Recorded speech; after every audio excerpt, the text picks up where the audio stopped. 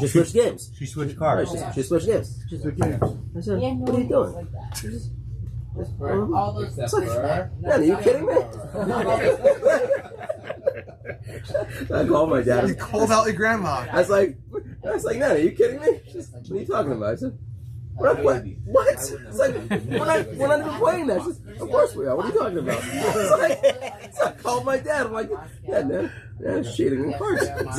What'd she do? I said, we're playing this. She didn't like her hand because it wasn't good for the game we're playing. She just switched games. I was like, it's like, yeah, just let it go. As you can see, I've let it go.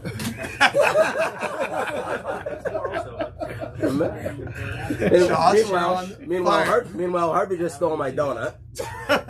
Watch out. Which is what reminded me of. Also changed the rules on that.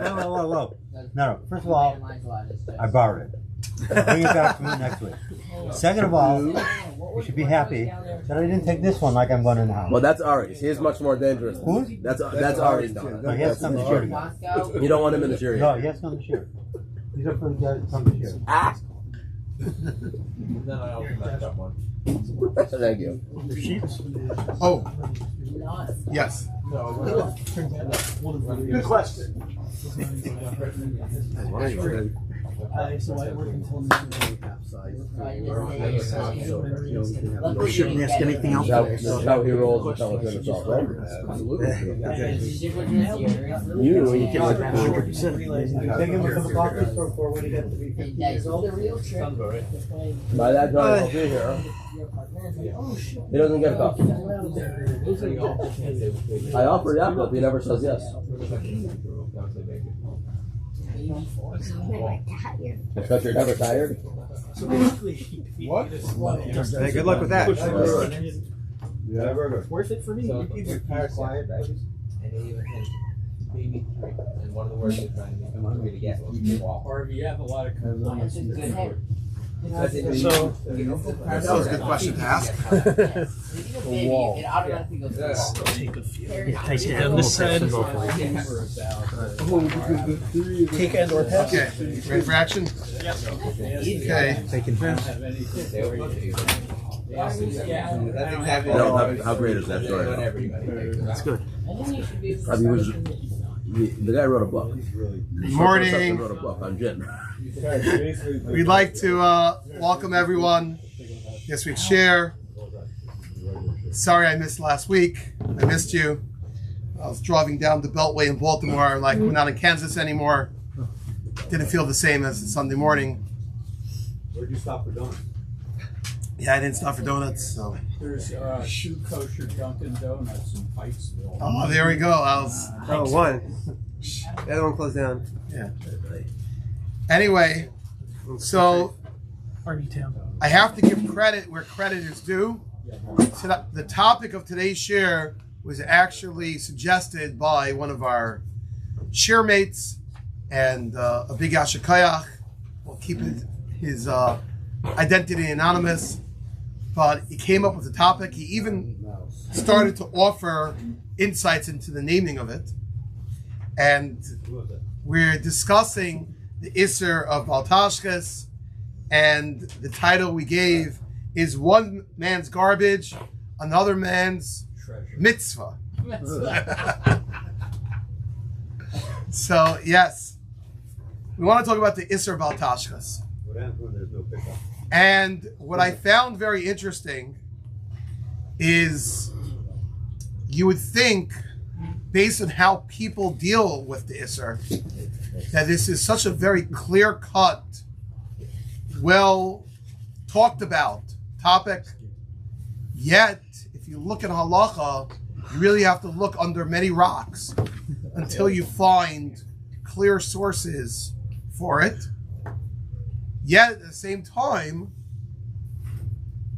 there's very different views on the topic, the way people relate to things.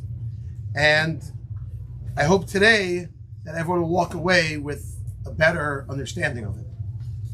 Now, maybe first we'll give some scenarios, which are quite common.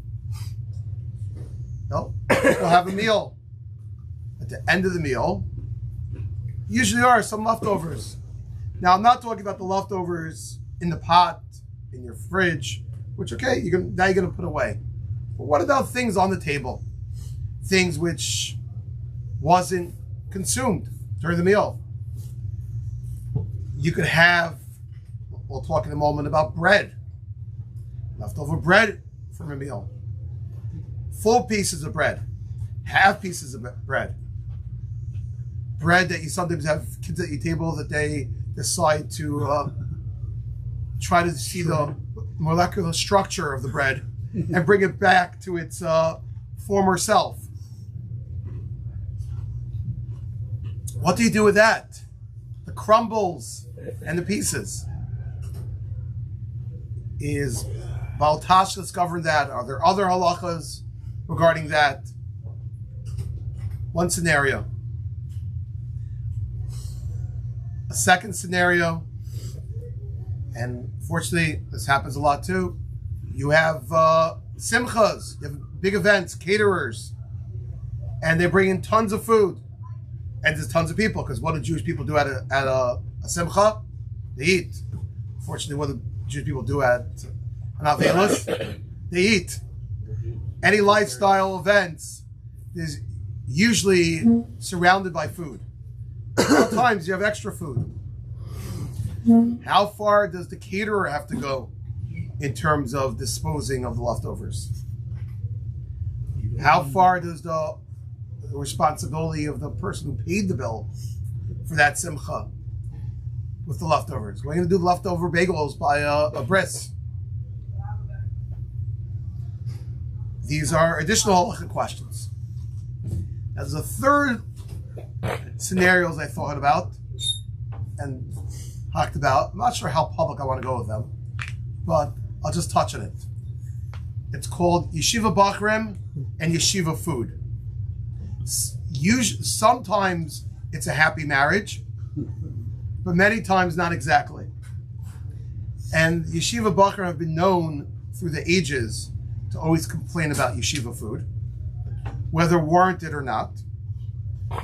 And then there are people that take matters into their own hands.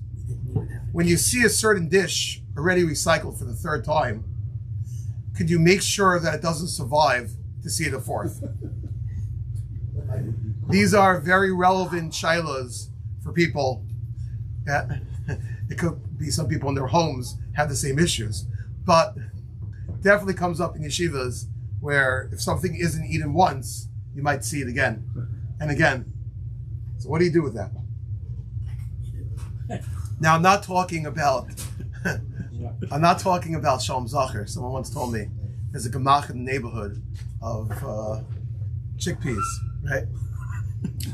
Just the bowl. Yeah. Epoxied in there. They so just put it by on every the table. single Shalom Zacher. No one really eats it.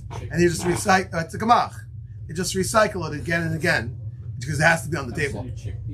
It's the circle. Yeah. It is the circle of life. But This is serious. and then there are the guys that eat the actual chickpeas, and you got to wonder, why does it not make a difference if this is they always taste stale? Whatever tastes good. Never tastes good. Yes. When life gives you chickpeas, make hummus. Does everyone talk later the effects of eating those things? Whenever I go to my grandfather's, Main course and the side dish. Now, where do we go with these questions? So we all know the phrase called Baal Tashchis. Now, the actual Isser in the Torah of Baal Tashchis is by, very relevant, Baruch Hashem, here in Florida, Sunshine State, is the Isser of cutting down fruit trees. The Isser Baal Tashchis says that one is not allowed to go and cut down fruit trees, because here this tree was giving off fruit, and by you cutting it down, you're wasting it. Now, I deliberately decided I'm not going to give a whole share about fruit trees because that's its own topic. But that's a starting point, really, of the Isser Baal Tashchis, is one is not allowed to chop down a cherry tree. Tell the truth about it. Can't chop down any fruit trees. Okay, there are hops, building a shul, you're doing this. Are there cases where one is allowed to do it? Branches, all different scenarios. But again, that's for a topic of cutting down a fruit tree. Pun intended. A branch of that issue is the issue of Baal Tashchis when it comes to food. And according to most poskim, I didn't put it on your sheets, but there's a Rambam in Hilchas Malachim, Perik Vav, Halacha Ches.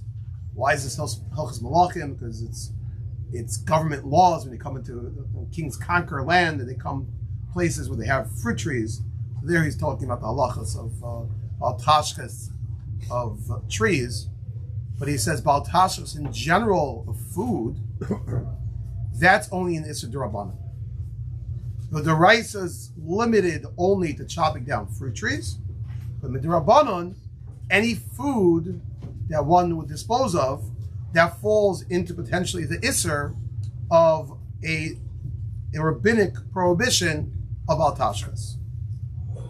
Now, obviously, the fact that the D'Rabbanan will potentially play a role in understanding the Issur.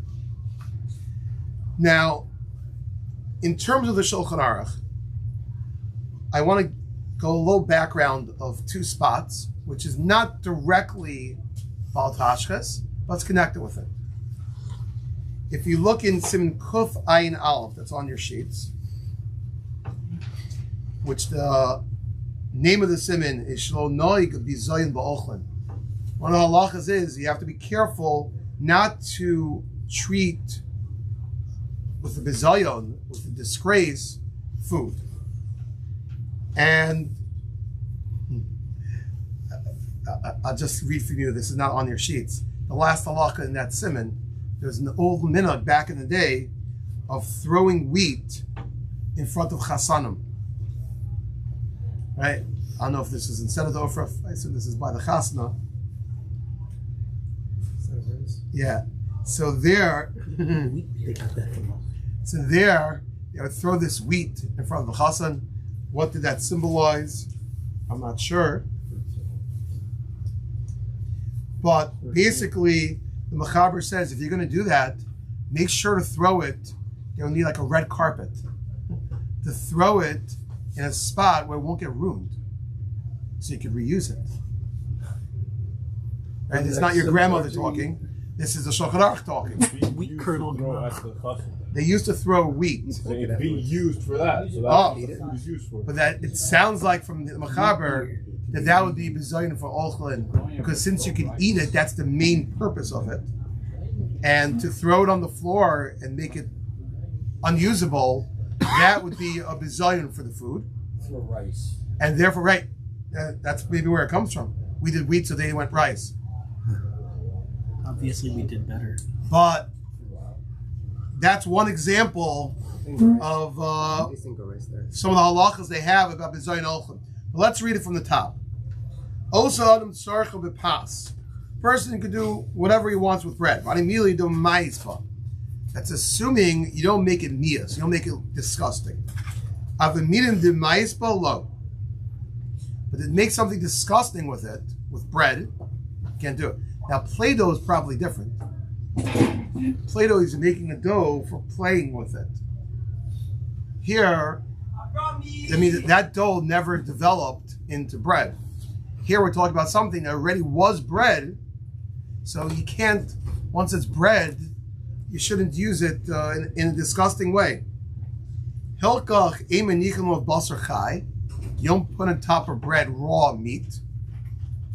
Ve'mavir alof kos maleh, and don't pass above it a full cup, because as any father tells his child, what's wrong with a full cup? It's going to spill. And if the cup spills on the bread, people don't like eating soggy bread. They're not going to eat the bread. They know them b'yayin. For those rich people, you shouldn't do netilas yadayim with wine. Okay? We'll talk about bathing in a minute. Bein chai, bein mazug. Whether it's raw or poured, I feel Nitila Sheina Tzorach Achila, even a Nitila that's not connected with Achila. So you should not be pouring wine, even if you want to protest against the French or whatever. But don't wash your hands with wine. You're also not allowed to throw bread. It's relevant sometimes, Friday night you have a long table. I saw that on TV once. Yeah? This restaurant. So the shtick was that they would take the rolls and throw them into the culture. Really? I thought it was the most ridiculous. You're right? I've ever seen in my life. Smart answer. The other one was they threw them back. Yeah. They threw the empty I plates remember when back. some Arab threw a shoe at a bush. Yeah. Ducked out of the way. I hope he didn't eat the shoe. Smart. Lucky it wasn't Biden. But that's quick reaction. The shoe fits. But I see the Mishnah Berurah brings down over here that we specifically make mention of bread with this because bread is considered more chashav of all the foods. That's also why when it comes to bread, it gets its own special bracha, motzi lachem haaretz, its own special berachas hamazon. So bread has more chashivas than other foods, and therefore there's a higher level of respect that's needed for bread. So even in the case, Mishnah Berurah spells out over here, well, by throwing it, you're not in any way making a mias, right? In your restaurant scene that you said over where they're throwing the rolls, people are eating them afterwards. It's not mias, not landing on the floor. Assuming you're a good catch. But still, that's a bizayon for bread. So this is only about things that are chashiv? This is the throwing aspect is specifically by bread. Yeah. Well, making it by Well, making it could you throw an Oreo? Hey, pass me an Oreo. Literally. So I don't know. It's also But kashivas. by mias, it also is by pass. Right. Specifically, in general, the isser is by things which are going to become mias. Why can't you throw bread just because it's Because bread is kosher. And it's degrading for things to be thrown around. Right? Kol shekain, the person shouldn't throw to someone else, hey, can you pass me my tefillin? And the guy goes and throws it at him. Yeah, it's in a double bag. This. you can't pass it in. Not on that table. You shouldn't pass it. Oh, that might be the next Allah. I'll show you in a moment. Okay, so that is some halachas of bizayon ochlin. I want to now turn to Kuf Pei. Very interesting halachas over here. That's what we have to have. Now, if it reached, now it's interesting. When we were just talking about bizayon ochlim, we were talking about bread potentially getting ruined and mias. That the person wouldn't eat it. We didn't talk about, it doesn't spell out over here in Isser Bal Tashchis. Here it's just talking this even more basic. You can't degrade food. You have to have a certain respect for food. We're not even addressing the issue that's not going to be eaten and being thrown out. Machaber is taught the halachas dinei piruri hapas, the halachas of bread crumbs. So in Siv Gimel, the Machaber writes, Kodem she'ito yadav, before you wash your hands, right? This is talking about mayim achronim. Before you wash your hands to bench, yichabed abayis. First, clean up your house. Most people will talk about that in a moment, right? They bench and then they clean up after the guests leave. But here, Machaber is saying, before you bench, clean up your house. You shouldn't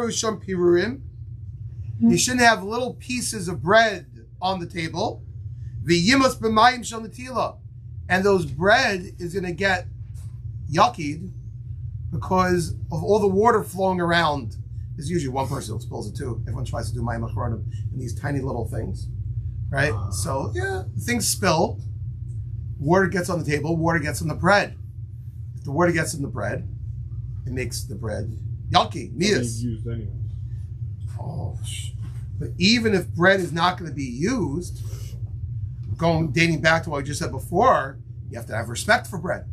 even crumbs of bread. Now, Afapi shemuter la'abid peruim she'em b'hem kazayis. Here the Mechaber writes a very important halacha. You're allowed to destroy, you're allowed to get rid of little pieces of bread which are not kazayis. As we talked about last time we were together, it's bupkis, right? Just little pieces of bread. But we're afraid shema yeh shami shama aretz. Maybe your worker, your butler is am aretz. Shemuter l'shtamish b'shami shama aretz. You're allowed to have a butler who's am aretz. No one says you have to educate your butler to be like Tevi, to be knowledgeable in halacha. So sometimes your cleaning lady knows halachas and stuff. Yaniach gam pirurim sheyesh behem kizayis she'asal avdi biyad. Ooh, what are we afraid of? Because there's some pieces of bread which are tiny little pieces, which those you would be allowed to throw out. But there are some pieces of bread which are the size of a kizayis, and there it's usher to destroy. That's why you should first and foremost clean off the area before things get ruined for these situations. So it's clear from the Mechaber over here that it's usher to get rid of the kazayis of bread. Now the Mechaber writes,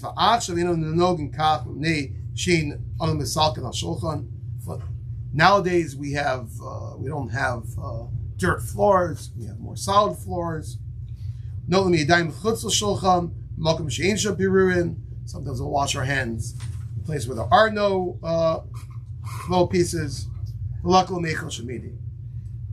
But you see from here already, and important to halacha, that that little pieces, less than a kazayas, okay, that you could get rid of.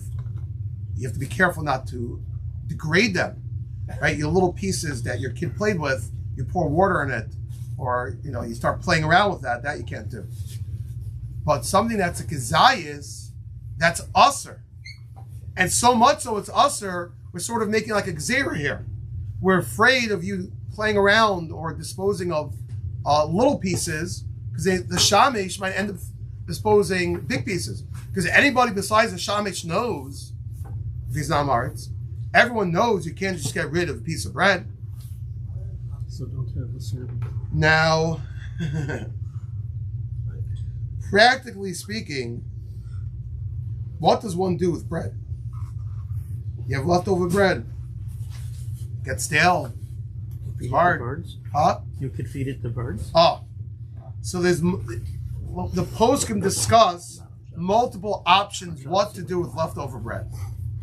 One idea, which does go on, I think, over here in Yeshiva, he talked about birds. I think here it's, Make it French toast or something. here it might be fed to extraterrestrial animals. We're feeding the When little they first came dinosaurs. here, they were not this large. Yeah. That's how they got so big. But one is allowed to feed one's animals with leftover bread.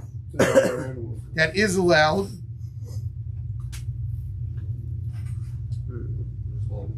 Recycle it. What about the problem of throwing Rav Steinberg writes that, Don't know. and he actually said, Throwing it to them.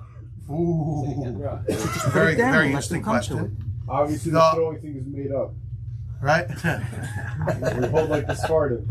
That was in the Mechaber, but they adhere to him usually too. That's an interesting question about throwing bread to an animal. I would think it's better to leave it for them, and they'll find it versus throwing it to them. That also sort of makes it into a game. I would think it's probably better. It's probably better not to throw it to them. Just put it on the floor in a little pile, and they'll find it La'avda is to destroy it or to throw it away? to destroy. So why can't I throw it away? Yeah. In the garbage bag. We'll see in a second. Hold on. Not so simple. L'chachila, poskim say probably the best thing to do with leftover bread is have it consumed in a way by animals. That would be the best thing to do with it, because this way you're not wasting the food in any way, giving it to animals. And again, probably the best to do it in the most respectable way, where you're not degrading the bread and including in that is probably not throwing it. The only way you get it to an animal is by throwing it. That might be okay. Now, serve it to them on a plate. Your finest china. If you want to give it to the fish, you have to throw it out into the water. Right? Yeah. Now, It could also be that in this terms of how throwing it it into the garbage, so they bring down from here, from Rav Scheinberg, from Diane Fisher, and it's an important halacha, which we'll talk about, is that ideally you shouldn't just throw it into the garbage, but rather one should wrap it up. Does it make some mistake? Huh? No. prevents Out of respect for the bread, you shouldn't just throw it into the garbage. Ideally, if one's able to, it'll be kedai for a person to wrap it up. Put it in another bag or something. Now, let me just add one point, and then I'll take your question. So much so, if Scheinberg gives a heter, once you're wrapping it up, you could even wrap up something which is more than a kazayas. The best thing to do with bread, if you're not going to be able to give it to animals, obviously you can sometimes use it to make breadcrumbs, use it for some other usage. People use bread to make croutons out of it, right? We'll talk about it, chalakogel. But if you have no other usage of the bread and you can't give it to the animal, the next best thing to do is to wrap it up. Put it in a plastic bag. Plastic bag. And then throw it into the garbage can? Yes, yes. Okay, everybody uses a plastic garbage can on wine. Right. Is that considered to be a covering for it? Interesting. The problem is it mix everything else in there. Right. Separate from the other trash. Separated from the other garbage? Right. I think that's the higher form of. Right. That's why you save the bags from Right. the supermarket. It's best if it's individually wrapped itself. That would be the best thing. Some people have a good idea, like on Shabbos, where a lot of people use these like disposable tablecloths. So assuming now sometimes your table itself looks like a garbage can, and you just wrap up that thing, and there's spilled fruit drinks. You might ruin your kids' shit up. Oh, you're right. In Bar also Park, ruin they it still if ask you the don't. questions if you have a plastic tablecloth. So going on the assumption that we don't mind if that happens. With such people. So what if you don't use plastic and use a regular tablecloth? Can you take that outside on Shabbos, assuming you're in the neighborhood, and shake it out? Interesting. It's not your home, don't worry. Do the Rabbi Winter thing. Put a plate in the middle, have people lift up the corners and shake. That's interesting. I'm not sure. What was asked was if part of the issue of the mias of bread is that you're throwing the bread together with all the other garbage. So is it better, let's say I take the tablecloth and I shake it outside and the crumbs just fly into the wind? Now all the animals pick it up. Use a real plate. It won't work in yeshiva. Okay, interesting. Got a real plate, that's not but your it's intention. indirect. Right. But all the Use food this on fertilizer? tablecloth is because it's Shabbos as well. All the food on the tablecloth. Stuff on the plastic tablecloth. Different issue if there's any- Because you're not throwing it out. No, you're right. The whole reason for eating it is public Brain so Now, so far we've covered and we touched on, so I'm not sure. So far we've covered and touched on the halachas of being careful not to be like bizayin ochlin. I must admit, I remember as a kid, sometimes you'd have fun, right? Fun with food. Nowadays, fun with food is like an art class in school where they make figures based on graham crackers and licorice and marshmallow fluff. They make But when I was a kid, we didn't have such sophisticated classes. The fun with food meant if you want to eat your food, just start pouring everything together and make a whole concoction. So really, that's not good. You shouldn't do that because that's bizayin ochlin. We see in Kuf Pei a higher darga when it comes to bread. We have to be extra careful with bread, not to throw out a kazayas. But we talked about the procedures and what the best way to get rid of that is. Now, there's an interesting mishabura which is hidden in Hilchot Tzitzis. I want to touch on that. Very interesting halacha, which I believe the shita that he's quoting, the Chai Adam, is very important and useful heter in Hilchos Baal Tashchis. So, I didn't give you the Shulchan Aruch here. I'll quickly read it. Allah states one's allowed to recycle tzitzis. So let's say your beged tore. You could untie the tzitzis from the beged, get a new beged, and now you have the strings, right? Instead of buying new strings, if the issue was your beged, a lot of times people's issues are the tzitzis are destroyed. Well, if the tzitzis are intact and it's just the beged is a problem, so you can untie your tzitzis and then retie them on the new beged.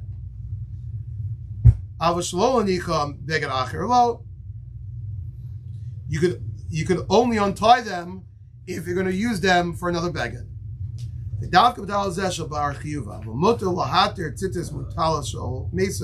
Okay, right? You are allowed to take off the tzitzis of people who passed on. Now, the Mishabur over here writes.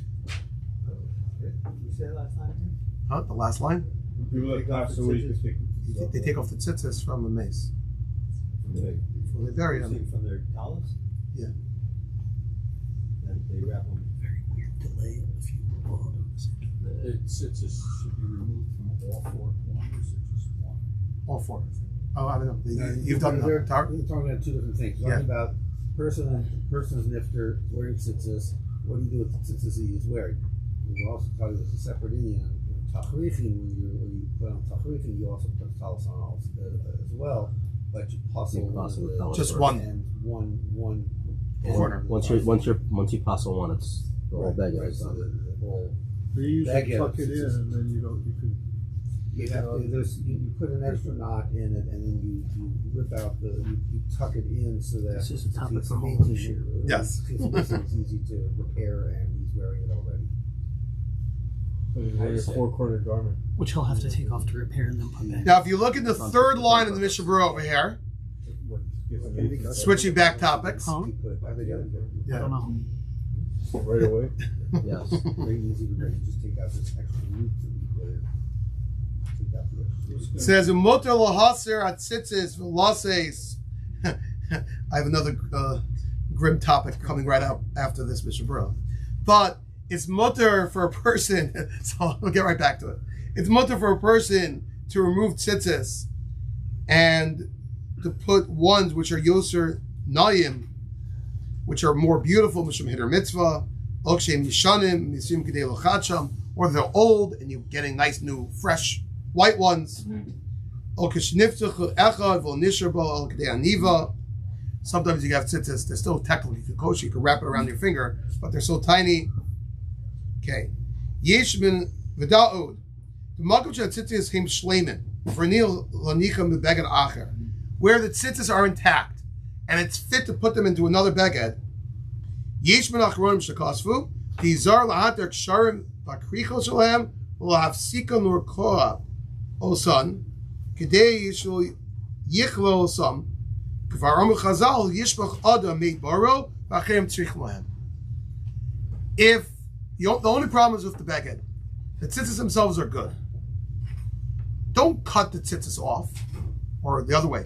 You want to use the beged for something else, or you want to upgrade the tzitzis, but don't cut the tzitzis if they're still usable, because there's a phrase the Gemara uses: a person shouldn't throw out his water, and someone else needs that water.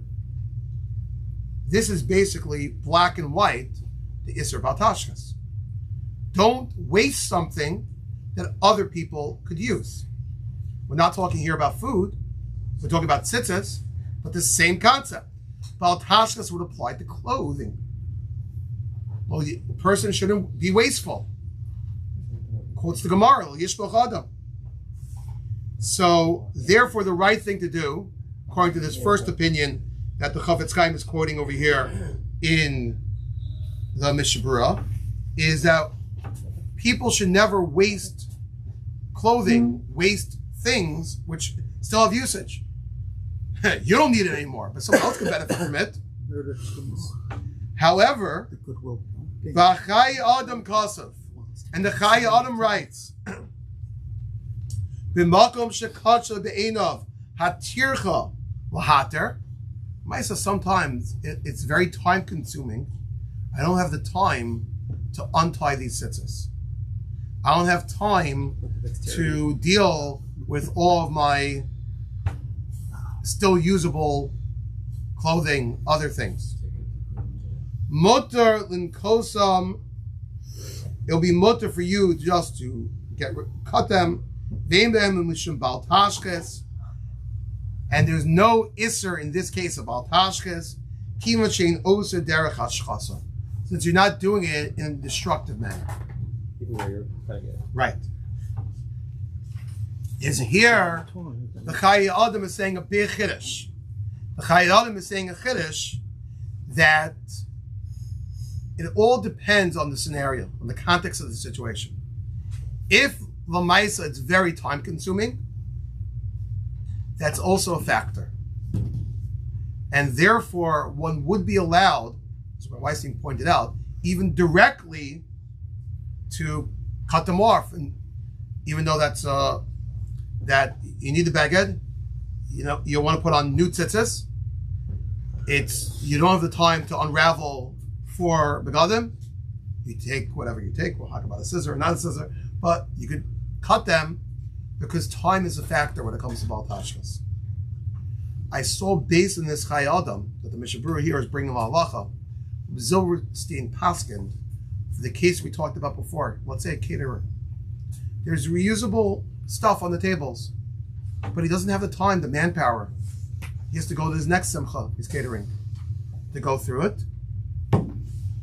Halachically speaking, you could throw out the whole table because he doesn't have the time.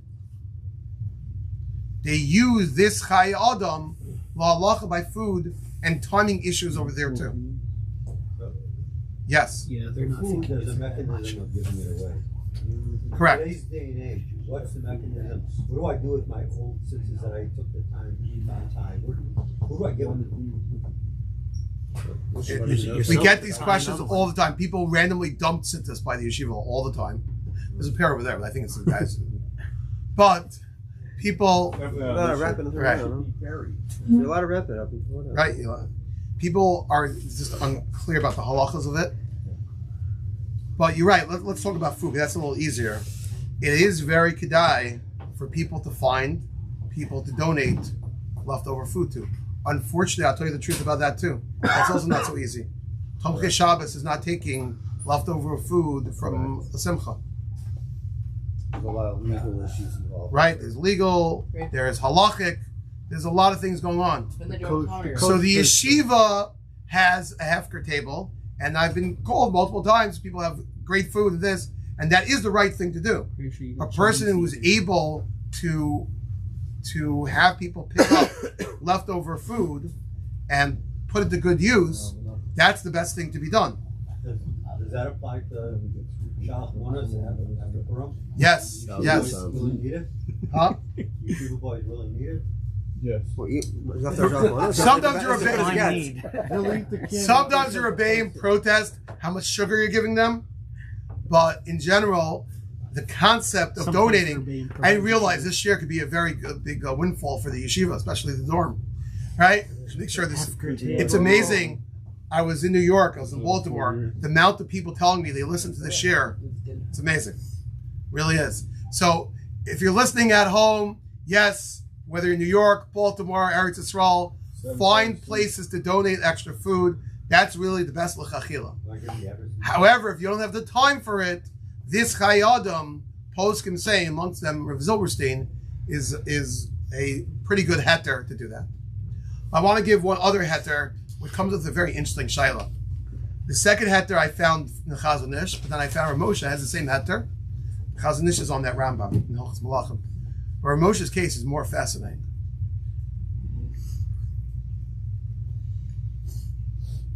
Try to say this in a smart way for all the audience at here. There once was a person on a bridge. V'amevin Yavin, what he was doing on the bridge. What he was about to do on the bridge. And the shaila was, it's Shabbos. is one allowed to be Machal Shabbos to save somebody who's going to be the Lashon that the Ramosha Feinstein uses is Mavid Atzmo Ladas. 1,000%. That's crazy. Yeah? Mastama, the person was going through things, maybe he was crazy. But the shaila is, how much could you be Machal Shabbos to save such a person? As much as need be, no?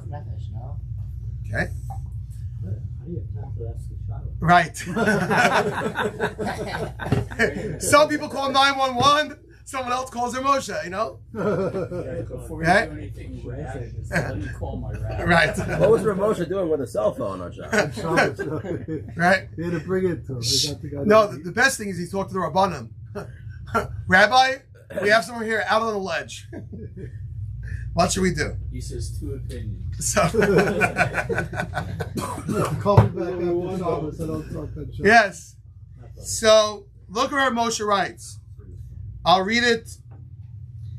He writes, V'chein, the bottom of the page. This is in Yeridea, Chelik Beis, Simon Kuf, Ayin Dalet. V'chein in a raya shel klum, kam l'chidesh ha'minchas chidesh, lifter lahatzel ma'avid atzmo ladas. You have no exemption from doing everything you can to save this person.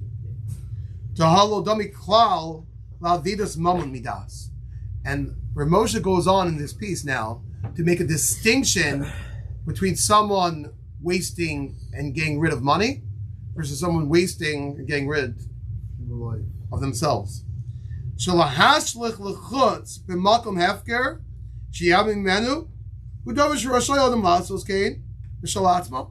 You're allowed to throw out things that make your things hefker. This guy's getting rid of. You see, what's getting rid of. Wow, that couch, right? Look, you bought the couch. You get rid of that couch. You got a nice $10,000 couch from Raymond and Flanagan. Furniture company. Fancy, right? When was the last time you bought a $10,000 couch? I said them on purpose, by the way. But anyway, ve'ein mechayvim umnoa miritzon l'hashiv. And you're not mechuyev to hold back, and you don't have to return it to him. You find the couch on his front yard, start knocking on his door. Excuse me, sir, why are you getting rid of such a fancy couch? No. Right? The guy's throwing it off a cliff. Tashchis. In such a situation, if you throw a couch like that off a cliff, you're violating Baal Tashchis.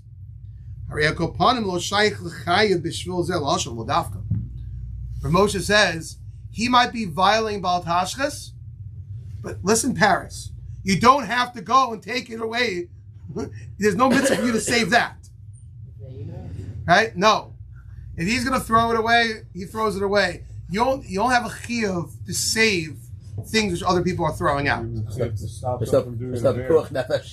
no talking out of it. If she was here for the couch, I can imagine when Mashiach comes, we're gonna have the trash police. It's like once you This is throw always, it off, it's already always. broken. So if he's already about to throw it off, then you just take it out before. He does right.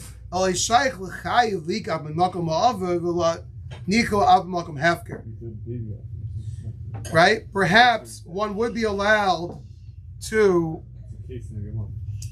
One would be allowed to, if he's going to throw it off a cliff, try to convince the guy, try to take it, to put it that you could donate it, send an email out, and this way people could get usage of it. That's a very important thing to do.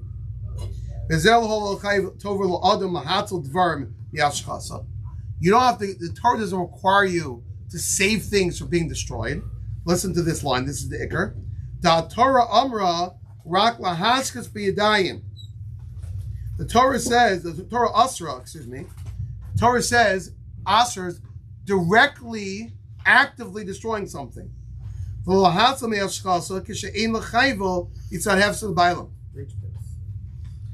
Here, Ramosha is making a chiluk between actively destroying something and passively. If you don't want something and you let it rot away, That's not the same thing as throwing in the garbage. That's not the same thing as degrading it. So you could do that with the bread. Correct. This is a secondary heter. Besides the time factor that we got from the Chai Adam, there's an additional heter here that the real problem about Tashchis is when you are actively destroying it. But if it's passive, right? So throwing something into the garbage is that is actively because I'm throwing it in with the other things. But if it's passive, if you just leave something somewhere, I'm not saying you should leave your garbage around and not clean up. But if something is passive, that's not considered the Isser Bal Tashchis. Bal Tashchis, and it makes sense. It's going back to the din of cutting down the trees. Cutting down the trees, there you actively cutting something down.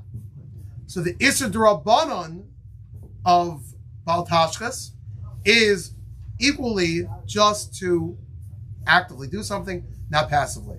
So those are two big heterim. The time factor, if it's a big time issue, if it would be a deraisa, I don't think we'd say such a thing.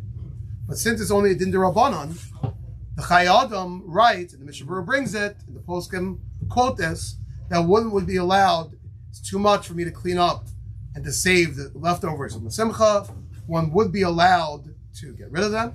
At the same time, it's obviously best to donate them and to find volunteers that will help clean it up. I want to just end with one idea. Really researching this topic is quite amazing. And you find, this true for Moshe about that case, the contrast. Where is he writing about Bal Tashchis? A shot about a guy on the bridge. It's amazing. Where Moshe's just vast knowledge and putting everything together and classifying and clarifying is amazing. But I want to end off with the last Aruch HaShulchan in Hilchos Choshen Mishpah. You can ask me, Rabbi, what does Choshen Mishpah, monetary laws, have to do with mostly stuff we're talking about there is damages? What does that have to do with Bal Tashchis? Look what he writes. Just like the Torah warns us, we shouldn't damage, do bodily harm, or to the monetary ownership of someone's things. We have to be careful about our own health and our own money. We shouldn't spend our money on things which is wasteful spending. There's wasteful with food. There's wasteful, correct. There's wasteful with objects, but there's also wasteful spending.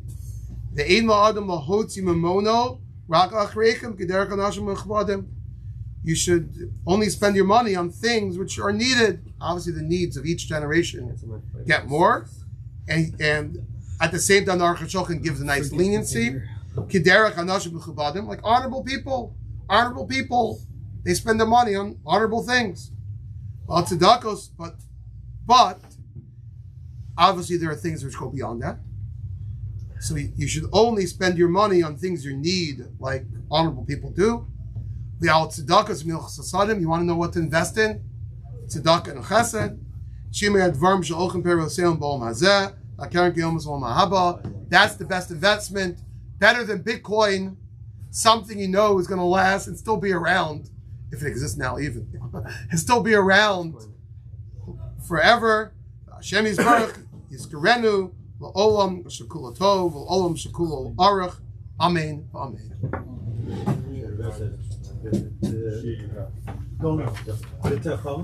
Bitachon and not Bitcoin. Thank you very much. Have a wonderful, wonderful week. I know it's not the point of the shir, but what's the Havamina that they were? Huh? How do you know about these fancy furniture stores? I have a great story, but I can tell you.